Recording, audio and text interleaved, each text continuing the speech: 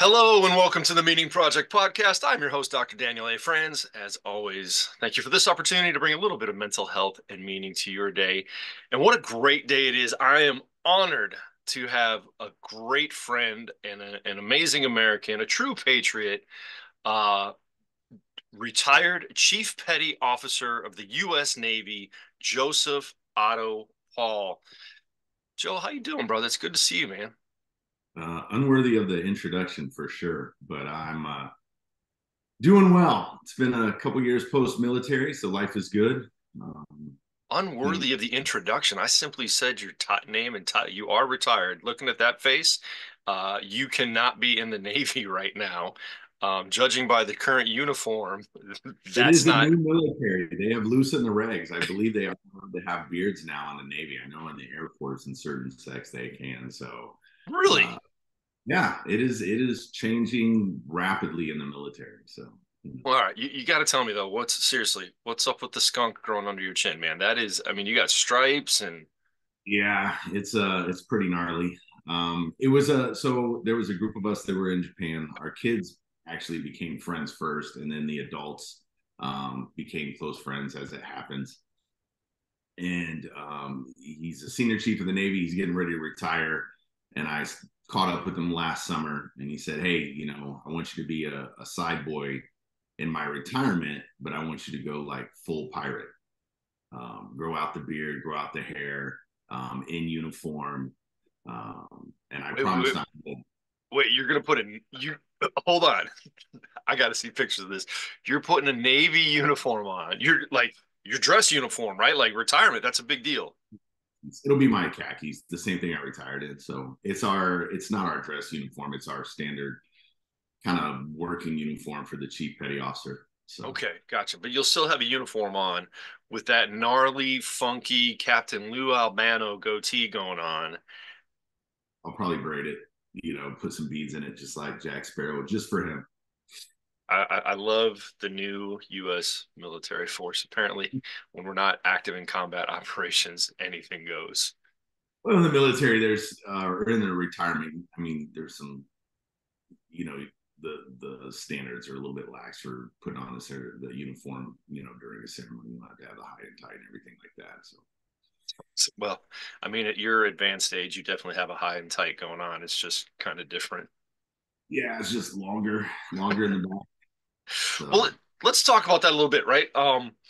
This podcast will come out on Memorial Day, uh, which culminates Military Appreciation Month, the month of May. And, I've always considered Memorial Day an important national holiday. Many people, I mean, for many of us, it's the unofficial start of summer. But for you, what does Memorial Day mean after your years of service? oh man,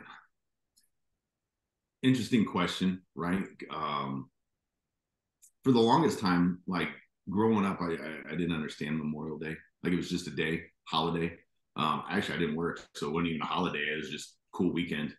Lots of flags. I didn't understand it, even though my dad who adopted me was in the Army Reserves.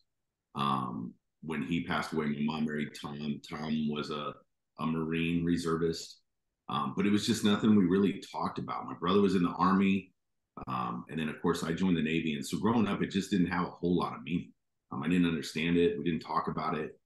Um, and then, even while I was in the Navy, it was just kind of a day. It's been recently that I really think back. I've lost people in the military. I wasn't in combat. I wasn't that kind of sailor. I wasn't a SEAL or anything like that. I was just a dude hanging out on a flight deck launching jets. But I had lost some people in the Navy to accidents, different reasons that shouldn't have occurred. But now, as I look back at Memorial Day and getting ready to celebrate it on Monday, it's kind of just an appreciation of how hard it is to survive, right? Just to live life, and especially not that it's harder being a veteran than it is on anybody else, but we lose so many in the veteran community. I think it's just an appreciation of how much effort it takes to wake up every day and keep pushing.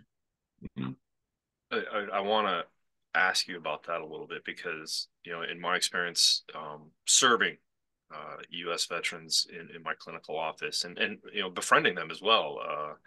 You and I both knew. Oh wow, didn't expect it. Chief Aaron Wright, good friend, and a chief who I coached soccer with for, my goodness, 10 years with our girls. So we lost him just about a year ago. But and it wasn't a Navy. You never know, right? I mean, developing cancer after military service, the stuff you guys go through, who knows? I mean, we know some of the things that happen to your bodies, but we don't know all of them. But we do know, I mean, the statistics still hasn't really changed much. I believe it is 22 veteran suicides a day. That's way too many. What do you think? Where does this loss come from? Why, we need to honor these fallen soldiers and sailors and airmen and women, but what makes it so hard? What makes it hard to get up every day after your service for you?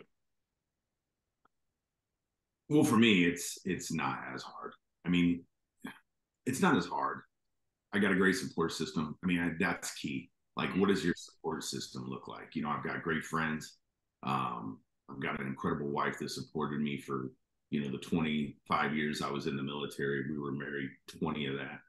Um, I got a great family. I got a brother who understands. But I did a talk at work, talking about Veterans Appreciation Month, and I talked about it's so different when we get out, and it's really hard to explain, but it's like leaving the fraternity, right? I mean, I guess that's the best way to put it. If anybody was in a fraternity or in college, or if you played sports in high school and it's that last game, right? It's the last game and you love it. It was the best time of your life. And then you leave it.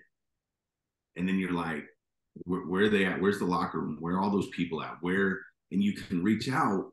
But for us, and I don't speak for everybody, there's just this idea, at least for me, it was this idea that I had to do it by myself. Even though I had this group that I had depended on for 25 years that was close to me, when I got out, it really was this idea, and so many of us go through it because I've talked to other veterans, that we now feel we got to do it by ourselves, which is so weird for us because we depend on each other so much for so long that now we literally isolate ourselves and go on this journey where we believe we have to do everything to ourselves to prove, I guess, to us that we can do it. And it's almost impossible to do by yourself. I was unemployed for 14 months just trying to figure out the civilian world. And had I reached out to my network, and this is something I tell all my friends that are retiring, had I reached out to my network, had I used all those great connections I had made in the military, I probably would have had a job within 2-3 months at the latest. But I think that isolation that we go through is why we lose so many, that start down this rabbit hole of depression. And then, meaning, Delta and American Airlines are never going to start carrying chaff and flare and air-to-air missiles, So when I was getting out of the military and I'm looking at, okay, so I played with bombs for 20 some odd years. Okay, let's equate that to the civilian world. Nobody's blowing anything up right now. It was really hard to say, okay, well, how do you sell leadership? I was a great leader. I was a great mentor, motivator. How do I sell that? And so it was this idea that I wasn't useful in the civilian world, that I couldn't translate anything I did. And so many of us go through that. Man, I remember that 14-month journey with you when you came home and chatting with you and trying to, just be a support, be a good friend. It was rough, man, because, and I couldn't get you a job. But you make a really good point. There's some solid research behind what you just said. I mean, when you come from years of such an intense brotherhood, sisterhood, camaraderie of I had the honor to watch you work for a week and a half on that aircraft carrier, and the intensity at which that you build a team, you build a family for 9 months out on that flight deck, and then you did that for 20 some years, and then to come home and be like, all right, good luck, your brotherhood, your sisterhood, all that camaraderie is gone. go figure out how to operate in the civilian world that doesn't, like you said, doesn't operate at that level of intensity in any work that I know of, and doesn't have that deep sense of connection. Where do you find that now? Um, well, yeah, that's kind of the cool thing about work. My job, I've got great humans that are there, right? And I've kind of delved into that. Um, Wait, that I wait, work man. Wait. Last time, and maybe it's been too long since we've had a good coffee talk, but leadership and peers are two different things. okay, leadership and peers. Gotcha. Peers are two different things. The peers that I work with, like the group that I've surrounded myself, because we ducks always pick ducks. I'll say that forever. But we go out and find people that are like us. So I found positive humans, humans that want to do things together. So we do fun stuff in the office. We go to lunches. Like that is my new camaraderie, right? That is my new group. And eventually, if I leave, I'll have to find a new group. But now at least I know in myself. And my wife put it the other day. She's like, "Hey, you need humans. Like that's what you need. The people in the house is cool, but you need I'm the kind of person that I need a group outside the house, right? I need a group of humans for that camaraderie, to simulate what I had in the military. Yeah, yeah. I mean, obviously an extrovert, but going back to our limited college days together, those. Uh, sorry, I caught you in the drink there. We know that wasn't limited by any of my choices. I spent way too long there, and you obviously not enough time. But I digress. Where it's like, oh yeah, the extreme extrovert that makes complete sense. And after putting yourself through those 25 years of service of camaraderie, like that makes a lot of sense. So that's a conscious decision on your part to go find. I like that ducks find ducks. Like, yeah, to go find people, go find like-minded people, so you can have that support outside of the home. Yeah, it's been invaluable. Like, and it has been the difference between dreading the day and then looking forward to it. So going in and being around those humans and doing the projects like we're they put me in charge of this thing called the fun committee, which is just doing stuff at work like to increase morale, and it's like my jam. I enjoy doing it, but it's not DE and I, which is the passion, but it's still trying to make humans better every day, trying to make them happier, trying to make them better versions of themselves, trying to increase morale. So it's a good time. That's I want to dive into what that means because I know some of the listeners out there struggle with what maybe their companies do for fun or could do for fun. The pizza party's kind of gone out the window, but I do want to reflect a little bit. There was a time you were in charge of the dishes committee back in college, and that was an abysmal failure. So, how have you transitioned away from the dishes committee to making the fun committee something you're so successful at? Wow, going hard in the paint on Memorial Day. That's awesome, Dan. Um, for the limited time that I was in college, I was there for a year and a half. Really? It was 3 semesters. So, and I was actually down at Ball State for almost 2 years. So, and every day was important because it really, not the grades. And I tell my kids the same thing. College is less about the grades and more about finding out who you are. And for me, the extrovertedness, but we did the social committee and pulling people together and the gatherings we would have. And I met so many people that just weren't in our small circle, but all across Ball State, from getting to play basketball with Bonzi Wells to being the cheerleader to doing just all the stuff I did. Really was more about finding out who I was. And what I found out was that I'm a pretty damn good leader and I can gather people together to do things. So using that and the ADHD and the endless supply of energy was just a perfect fit in the Navy. So when I joined the Navy, it was just being able to motivate people. And then when I found out I could motivate them, then it was put them in the direction I needed them to go so they could achieve things. And then once I figured that out, then it was like, okay, well, how can I help them achieve what they need to do? And then once I figured all that out, I was unstoppable. But that's really hard to transfer into the civilian world. I was when I was doing the meeting, I was talking to these leaders, and it was pretty high up execs in the business. I was like, look, I can achieve anything with a group of humans, but that's really hard to put on a resume because what everybody else is looking for is something that pertains to their business. Well, that's great and dandy, but give me anything and I'll accomplish a goal. And that's most, veterans, but it's really hard to transfer into a resume. It is, and one of the things I know I'm having a hard time in my clinical office is this idea of motivation, right? So many people find motivation like it is some ethereal force in the sky that's going to like fly down and bite you in the neck, and all of a sudden you're going to have this energy to do stuff, and that's not the case. So I mean, I can't tell you how tired I am of hearing the phrase, "I just couldn't get myself to do it." Right. I whined about that quite often here, and I hear it in my office, and I just scratch my head. I don't even know what that means. But from your perspective, you have this superpower of motivating people. How do you do it? Well, I mean,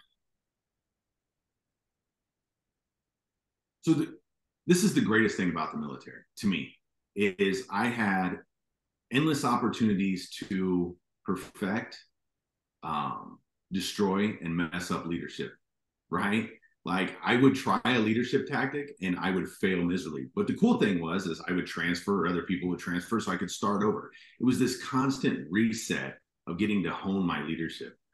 And when I was okay, so when I was talking, civilians are not, and I don't lump people together because that's horrible. But a lot of the civilians that I have ran into are very people management oriented. So people are numbers, they're commodities, they're resources, and they manage them as such. Um, as an enlisted leader, which is different than an officer in the Navy, because an officer in the Navy is very much people management. They're commodities. As an enlisted leader, you have to be a leader. You cannot be a people manager, or you will fail. Because the example I used is I cannot people manage a 22-year-old person who is in the military, who is out on deployment and had to say goodbye to their child at 2 months old and will not see them until they are almost a year. You cannot people manage that, especially somebody who works on a flight deck or anywhere on an aircraft carrier where you lose your focus, that's it, you could die. So you have to lead them, you have to motivate them. Hey, we're 2 months in, you've got 6 months left, find a way to get them to stay focused and concentrate on the task at hand, which is usually refocus them to this is about your family. This is about your family. You're out here for your family. What you're doing right now will set up your family for the future. So you got to So, find. Oh, go ahead. well, no, Sorry. so I'm curious about this difference between leadership and people management. But I think what I heard you say is you've got to find that thing close to that individual's heart, that thing that they find important, and encourage them to do the work to make that happen, to support whatever that is close to their heart. That's the motivation. Yeah, if you don't know your humans, you're never going to motivate them, Mm. right? And that's my biggest, issue with the current regime of leadership I'm with is they don't really know me, they don't know they're humans, and so there is no motivation. It's just, hey, you're getting a paycheck, go do the job, which is fine, right? Hey, there's teams in the NFL that's their whole mentality, and that's why they're at the bottom of the NFL, and they'll never make it out of there because there's a huge difference. But if you know your humans, maybe money is the motivator. Maybe it's time off. Maybe it's getting to travel. Who knows? There could be a million different reasons. But when you know them and you know what's important to them, then you can take that and motivate them to accomplish the goal. Like, hey, I know we got to work this weekend, but look at it this way. We're going to get through this. There's going to be lots of kudos. We'll be on some downtime for the next 2 weeks, and then maybe you can take that trip over to Europe that you've been looking for, because we'll have some decent time where we're not real busy. So let's push through the next 3 days, and then let's get some downtime so you can get out of here without your cell phone. I, I, Something. I think that's beautiful. The difference between leadership and people management is knowing your people. And I know in the corporate and group consultations, the leadership consultations I've done, I'm appalled at the amount of well, supervisors, managers that don't know their people and can't lead, right? But they just move people around, go do this, go do that. It's really hard to get somebody to do what you want them to do if you don't know that there is somebody. Correct. Um, and it's not hard. Like for anybody who's watching, who's like, oh, it's intrusive. But it's not. It's just conversations. It's talking to another human about not about work, not about. It's just, hey, how's your life? Kids. And when I had talked to one of my leaders about this, they're like, well, that's really intrusive. And I was like, no, it's not. It's being a human. Yeah, we're Like wired for connection, man. We all need that. And somebody, an authority figure takes interest in who we are. That's that. Look, man, that leader doesn't know me, but I would say that is a lazy excuse. it's the well, and it helps you sleep at night because when Ah, you make decisions that affect humans, but you don't have to look at them, they're just a commodity. You can do whatever you want to them, and then you can sleep at night. yeah, Right? yeah, I was talking to somebody, and there was some issues, right, with people, and I addressed it, and their response was, "Well, that's not us." It's like that's a very easy out to say that. Well, that's not us. Um, that's literally the excuse to get away with any emotional connection to anybody else and justify anything that you do. So not my leadership style, right? If somebody was going through something in the military, for one, we got to address it, because if your mind's not there, then it's dangerous. So I knew I had 100 people at one time that worked for me, and it was a long time ago, so I don't remember all of them. But at that time, I knew every single one of their families. I knew who they were with. I knew the relationships they were in. I knew what was motivating them, what they needed to do. And as a group, we were successful because of that. yeah. I think But those. Oh, go ahead. no, I was just going to say it took time. It's not Yeah, a day process. yeah, and that is a place people want to work. That's an organization and leader people want to work for, and finds a way to be successful. And then, like you said, there are corporations and teams like the Indianapolis Colts that people don't want to go to. They don't want to work for because they can't keep a consistent leader. They can't keep a consistent player on the field. And it's just I feel sad for your Colts, but hopefully maybe they hear some of your leadership and get some inspired by this podcast. I could go down the road of drafting a running So back. talk to me about your fun committee. What are you? I'm genuinely curious, and I know some of the listeners out there that I can think of specifically. Um, what do you do for this fun committee to encourage motivation in your team? Um, Honestly, dumb things like as dumb as we could get. Like we So brought you in really donuts. never did leave college, huh?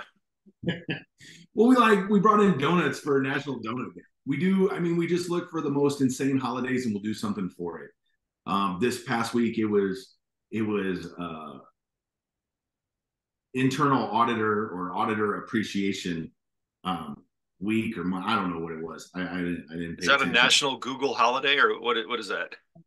Nobody appreciates auditors, so I think it's something they made up for themselves, because I've never walked up to somebody and been like, "Hey, I'm an auditor," and they're like, "It is so nice to meet you." This That has never happened. So, but anyway, for this, we went and it was just donations. We donated some candy and sodas and chips, stuff that you would hopefully as an adult never go buy for yourself as a meal. And we put it on a cart and we went around and we just gave it to people, like just in just giving somebody a Mr. Goodbar. Actually, what you would call it's were the hot item. Those things went quick. And the response was, I haven't had one of these in years. And the smile that people were getting off of dumb candy that you can buy, but you never buy for yourself because you're an adult. You're like, okay, there's some licorice right there, but I'm gonna go with an apple. Said no one ever. But it's given these humans the opportunity to be kids or to do something irresponsible, and they dug it. They had a great time. So That's that was that's just That's beautiful, man. Like that was exactly my reaction. Like, wow, a whatchamacallit bar. I haven't had one of those in years because as a seemingly responsible adult, I would get a bag of carrots instead. And when you get in that checkout lane, you're like, no, no, I can't look at that. I can't. No, no, that's not good. The doctor's gonna yell at me. So good for you. That's an awesome one, man. I really do like that. And I didn't even know there was National Donut Day, but Obviously, I didn't celebrate. We did Office Space trivia. We had everybody watch the movie Office Space, and then we did a trivia, and it was the gifts and the memes. It was a riot. But so it's just stuff like that that we do at different times, just to take a break from the monotony and remember that we're all humans traveling down the same path. And so that's what we do. We do a lot of stuff like that just for fun. It's beautiful, man. So something you said earlier is celebrating Memorial Day. I am curious and I'm sure some of the listeners would be too. Like, how do you, as a veteran, celebrate Memorial Day? I am probably the worst example of that. There's a lot of my brothers and sisters. They go out to different cemeteries, Arlington Cemetery, and they make the trek. And for them, it's a remembrance, right? For me, and this is all about how you look at life, right? I always say when I write a book, it'll be I'm excited to have a cup. It's not half empty or half full. I'm just excited. For me, it's a celebration. It's a celebration of life, right? Even in passing, everybody who touched me, whether they lived for 18 years or 40 or 60 or 80, touched me. So it's a celebration of their life and remembering, what they gave to me. Even in passing, I've received so much from those that have gone before me that, that's what I celebrate. I celebrate their lives and what they gave to me personally. So Beautiful, man. I think it's important for all of us to take, just to take a moment and remember those that made the ultimate sacrifice, those that we knew, those that we didn't know, and to remember that's what that day is about, and to appreciate. And when you have an opportunity, when somebody served, to thank them. As always, my brother, I thank you for your service and your family, because we know it wasn't just you, man, but those other humans behind definitely put in a lot of time, and now they still put in time dealing with you and that hair and that goatee. So I have much respect and love for your family for keeping you afloat. Speaking of, like, for those watching on the YouTube, man, you got to tell me about that shirt. That is beautiful. So this is you speak of serving. My wife served too. That's where we met, was in the military on this very island, which this is the island of Hawaii. I won't stand up because I'm in shorts. I'm going to be honest with you. It is so much Aloha Friday. I do not have adult pants on right now. But this was a shirt that she found. I don't know if one of our friends made it, but it's the P3s that we flew on. Our first squadron was a P3 squadron, which is sub hunters and surveillance, right? And so it's actually our squadron in Hawaii. I think you can see the forget what volcano it is there on Oahu, but I think it's flying by that. But yeah, it's a shout out, a throwback to our first squadron, which hopefully this year we have a reunion for. I'm trying to head that up to get all those together. We just lost a great human who was instrumental to all of us while we were there. Brett Higgins, rest in peace, passed away from cancer this year, and it hit us all really hard. He was my age, so he's around 48, and it was quick, and it hurt a lot of us. So, but like I always say, what Rhett has given to us in his passing is the realization that we need to get together now while we can. So hopefully we have a reunion this year. All of us that can will get together, share memories, look at how much weight we've gained, and be excited that we're all still running around. Again, just another beautiful sentiment. I love the shirt, and speaking about you guys getting together and comparing how much weight you gained, I'm telling you, you cut your hair and shave that beard, you're going to lose 5 pounds, brother. So need it. Yeah, get to look. It's always a pleasure chatting with you, my friend. That's I hope my audience enjoys it as much as I do, because you and I can have pretty long conversations. But I appreciate your time talking about why Memorial Day is important to you, why your service was important to you, and I love the fact that anytime we get together, man, you've got some really good stuff about leadership. So hopefully listeners took some of that away and are going out to buy their whatchamacallit bars right now. I'm down, man. I appreciate everything. Always down for a good chat and trying to make better humans. So hit me up anytime. Love that. Trying to make better humans. Go out there, and be the best human you can be this Memorial Day, this week, this month, this life. As Chief Petty Officer Joseph Otto Paul was telling us, you never know how much time you have. Be a good human, help others, buy whatchamacallit bars. To find out more about what I'm up to, you can find me at danielafranz.com. That's DANIELAFRANZ.com. Check us out at themeaningacademy.com and sign up for your search for meaning. As always, if you're listening to this when it comes out, have a wonderful Memorial Day, a safe, happy, and healthy summer. Get out there and live your life with meaning, purpose, and resilience. Take care.